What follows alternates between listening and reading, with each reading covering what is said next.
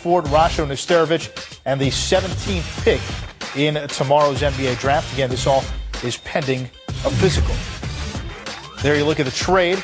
O'Neal going to the Raptors. The Pacers getting the two players back and the 17th pick. NBA draft Thursday, 7 Eastern on ESPN. To talk about this trade, we bring in ESPN The Magazine's Chris Broussard, who joins us. Chris, what was the motivation for both sides to make this move? Well, for Toronto, it really signifies a sea change in the way they've played. You know, they've always been, since Brian Colangelo has been there, kind of a wide-open team, spread the floor, a lot of perimeter play. Now they're going to be more of a physical half-court team. When you talk about Jermaine O'Neal at the center, Chris Bosh at the forward, Andrea Bargnani, who still got a lot of potential, he'll be backing up the 4 and 5 spot, can even play some of the 3 spots. So that's basically 3 7-footers they could put on the front line. That's a style Sam Mitchell likes. And then really they wanted to get rid of TJ Ford because they have Jose Calderon, who really played at an all-star level when Ford was out last year. So they looked like they improved themselves quite a bit. For Indiana, they weren't going anywhere with Jermaine O'Neal. He's been hurt, missed most of, last few seasons, and they've really been able to play well without him. Their record's been close to the same without him.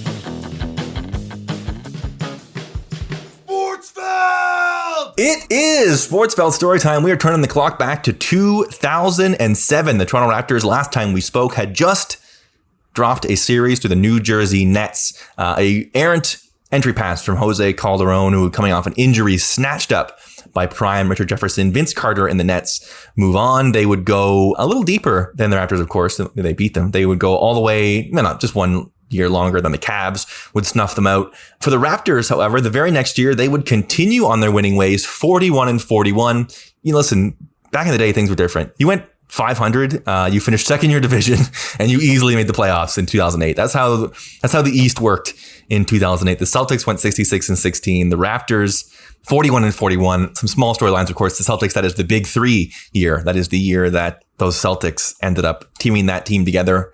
Not a huge amount of changes for the Raptors as a team. Carlos Delfino. Remember Carlos Delfino? I do remember. I like Carlos Delfino a lot. I think it's funny, sorry, just to get into the offseason a little bit. It's funny how offseason impressions have changed as Raptor fans in the last decade. How the big signing that everyone was like, yes, in this offseason was Jason Kapono. Oh, man, I remember exactly where I was. They signed him the moment free agency opened. They signed him. Yeah, we were like, that's exactly what we need. And it's a good thing. But how now, our expectations of free agent signings are a little different. Yeah, Jason Kapono, great pick. He would go on to shoot 48% from 3 that year. He was Jason Kapono is a perfect late 2000s NBA player in that he was good at literally only one thing. But that was enough to give him a full career. What a world. Jason Kapono, I mentioned, shoots 48.3% on 1.5 attempts per game.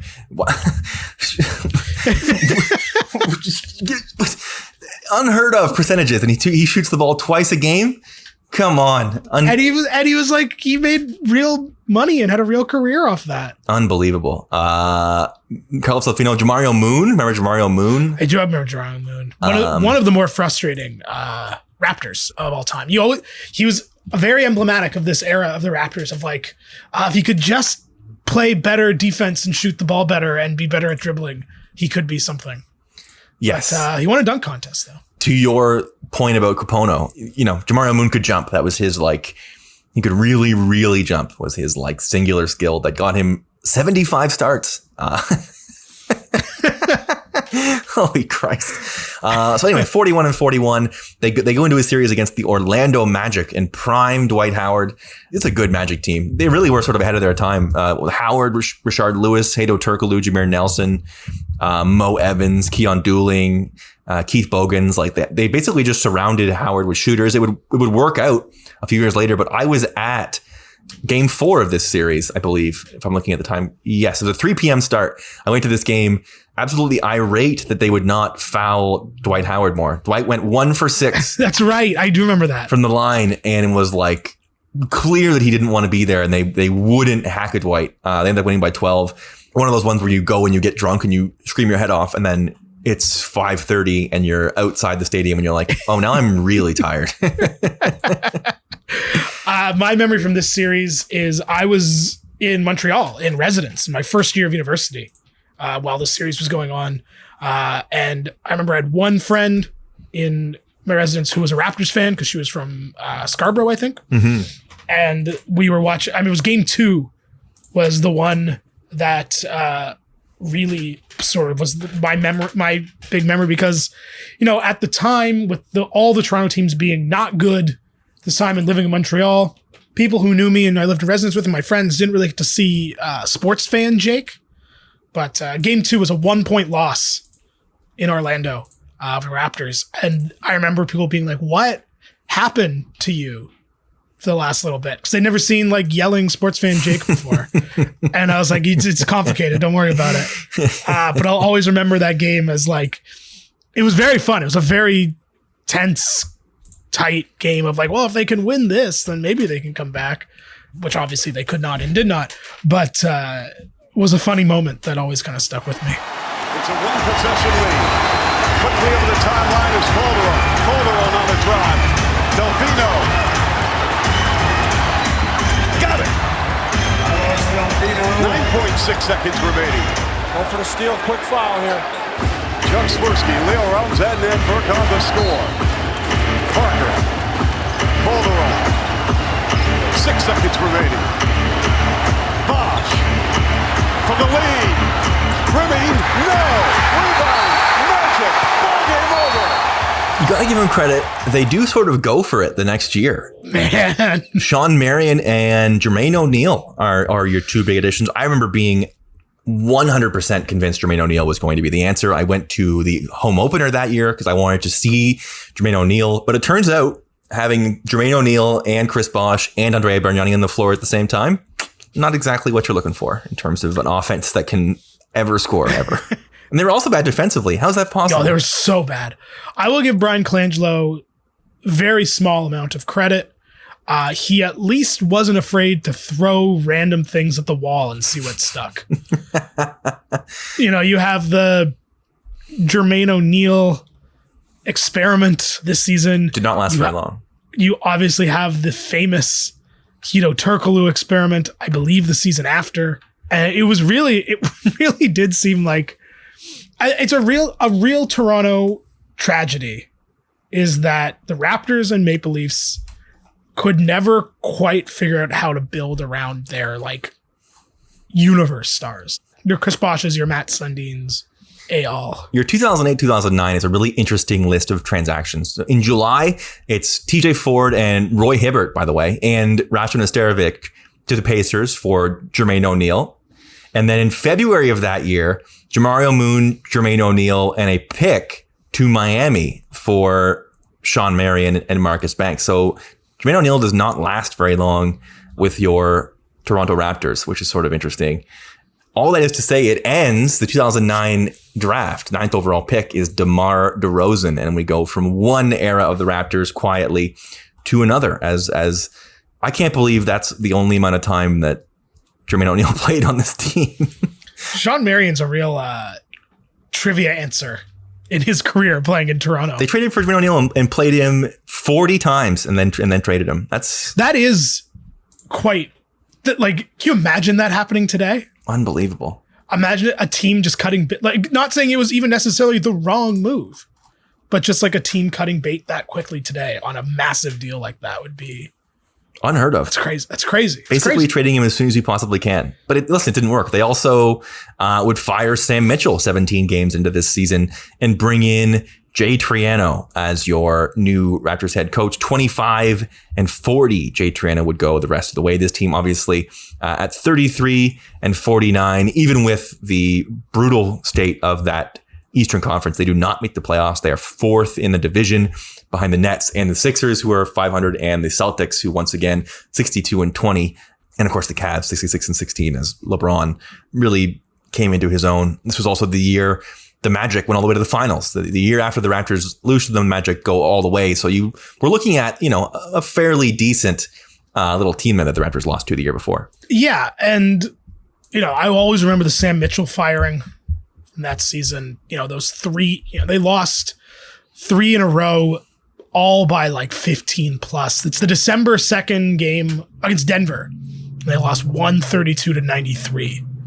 And they were only 8-9 at that point. But it was like maybe the writing is on the wall for this one.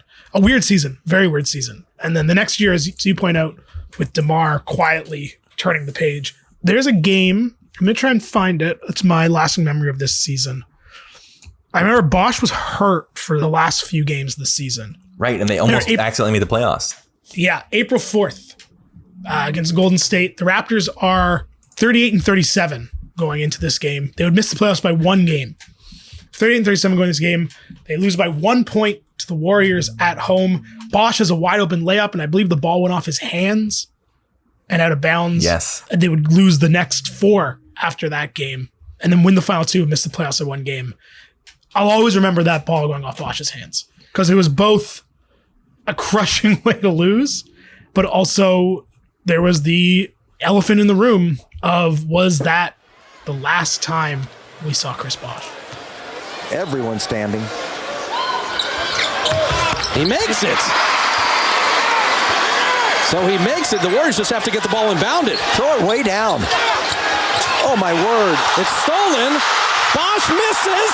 The Warriors win. Throw the ball down at half court. I cannot believe they inbounded it in front of the Toronto basket. Don Nelson gets win number 1,332, tying Lenny Wilkens for the most wins of all time. They would turn the page in the decade, the beginning of 2009 season, just to sort of keep track of what this roster looks like. They trade Chris Humphries, Nathan Jawai, and Sean Marion to Dallas. Dallas trades Jerry Stackhouse to Memphis and Cash to the Magic and Devine George and Antoine Wright to the Raptors.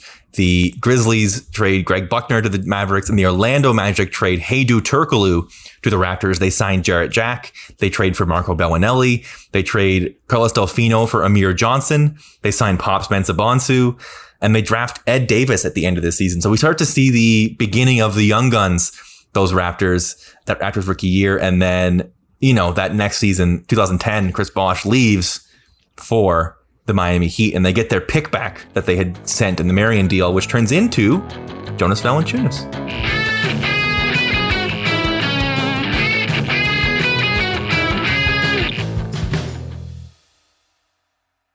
It's interesting to me how many of these guys were Colangelo guys. Yes, isn't it?